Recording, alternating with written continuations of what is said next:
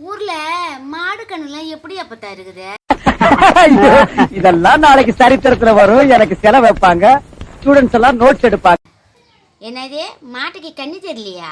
என்ன அப்பத்தா மாட்டுக்கு கண்ணு தெரியலன்னா கண்ணாடி போட வேண்டியதானே? என்ன அப்பத்தா நீ? டேய், இந்த டக்கால்ட்டி வேலையில என்கிட்ட வச்சுக்காத.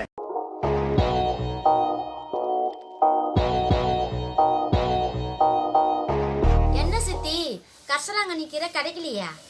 அடே நீ வேற போலீஸ்ல கம்ப்ளைண்ட் பண்ண கஷ்ட போகுது. நீ எல்லாம் நல்லா வருவடா, நல்லா வரு. சித்தப்பு என்னது சுண்ணாம்பு அடிச்சுக்கிறியா?